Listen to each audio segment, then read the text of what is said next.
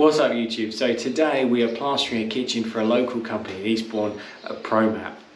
Now the job that we've just turned up on, Matt's done most of the prep work, he's done the blue gritting and he's done some of the bonding. But the walls are pretty rough still. So we thought we'd share with you a little tip that we use when having to reskin walls which are in particularly poor condition but we don't have time to do the bonding. And the tip is to use a product like this. So this here is British gypsum bonding. You can also use hardwood.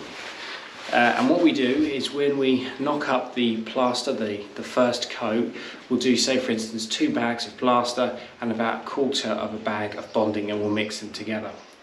You can see on the walls that we are plastering today that they are in particularly poor condition.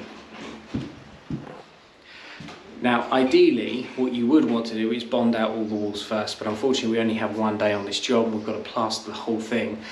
So all we're going to do is put bonding in the first coat. What that does, it gives the plaster a lot of volume, and it also enables you to get over much larger defects in the walls and get them flatter on that first coat, but also enables you then to second coat it just using MultiFinish and still get a good finish. So we'll show the process today. So you can see here, Louis going to knock out 2 bags of MultiFinish, but he's going to put about 1/4 of a bag of bonding in the first coat.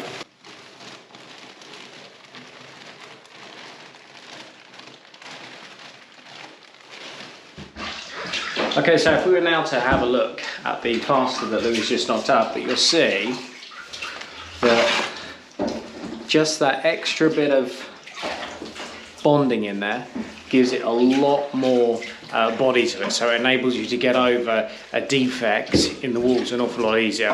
What we'll do is we'll apply the first coat on these walls so you can see the difference having the bonding in the first coat makes when getting over such rough walls like this.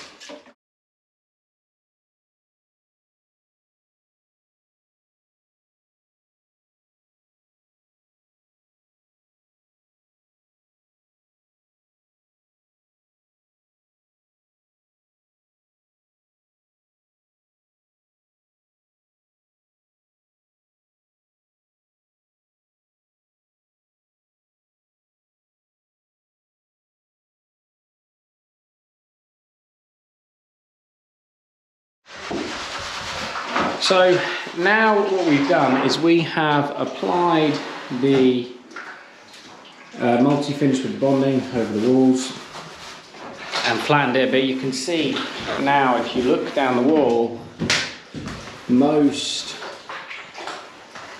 of the defects are gone. Now there's a couple of things to remember because it's got bonding in it, although we recommend probably use hardwood. Hardwood tends to be a little bit nicer to use. But there's a little bit of a tip. While you're waiting for the bonding to go off or the first coat to go off, with things like your beads, if you just wipe them down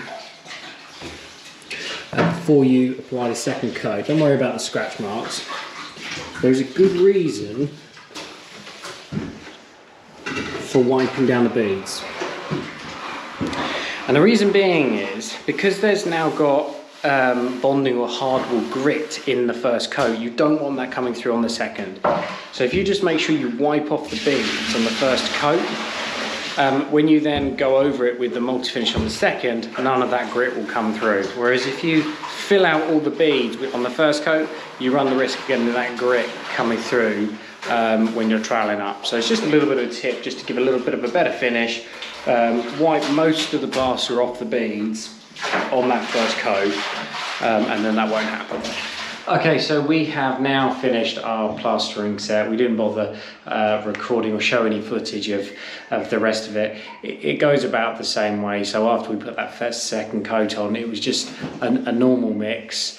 One thing I would say, if you're putting bonding or hardwood into your plaster, is that for the second coat you need about the same amount of bags for the second coat as you used on the first. Whereas if you would be using just MultiFinish, it would be about half the amount on the second coat. This is not the case if you're adding hardwood or plaster. You need about the same amount. But all we've done is applied the second coat and gone through the trowel stages like we do normally, and the walls are finished. And you can see here that this is how it came out.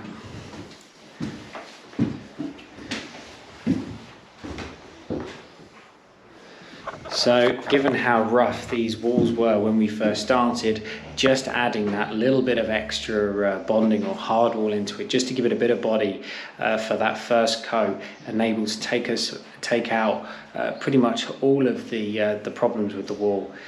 Applied an awful lot thicker, straighten it out to a standard where we could put a second coat of MultiFinish on it, and it's come out to a pretty decent standard.